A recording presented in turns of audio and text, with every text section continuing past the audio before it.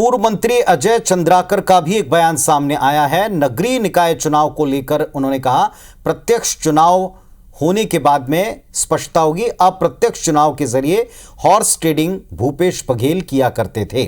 जनप्रतिनिधियों की खरीद फरोख्त का अभियान चलाया गया था। लोकतंत्र की चोरी की गई थी, उसका अपहरण कांग्रेस ने किया था और इन सब से बचाने के लिए प्रत्यक्ष पद्धति से बीजेपी चुनाव करवा रही है नगर निगम की। चंद्राकर के बयान पर विकास उपाध्याय ने पलटवार किया। किरणमयी नायक, प्रमोद दुबे सीधे ही चुनाव जीते थे, ये बात याद दिलाई।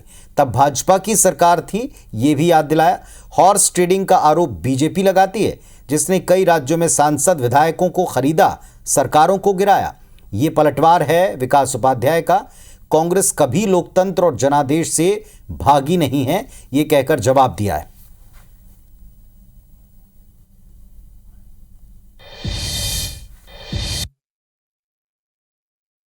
इसमें तो अप्रत्यक्ष चुनाव में हॉर्स ट्रेडिंग होती है।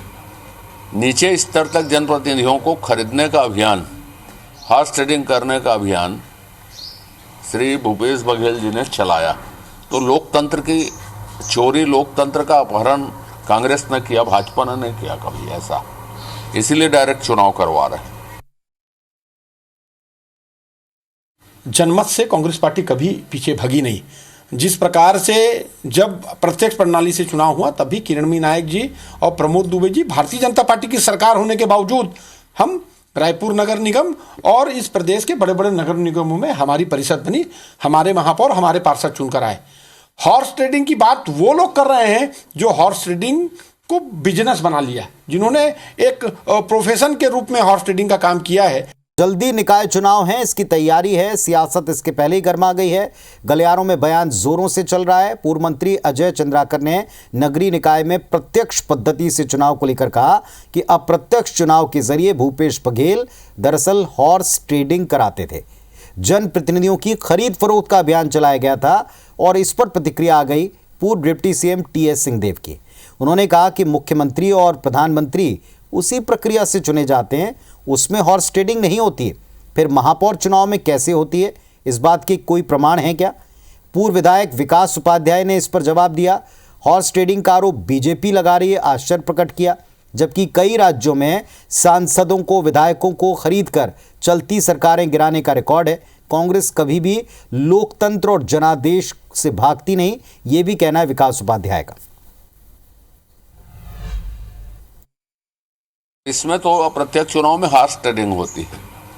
नीचे स्तर तक जनप्रतिनिधियों को खरीदने का अभियान, हॉर्स ट्रेडिंग करने का अभियान श्री भूपेश बघेल जी ने चलाया। तो लोकतंत्र की चोरी, लोकतंत्र का अपहरण कांग्रेस ने किया, भाजपा ने नहीं किया कभी ऐसा।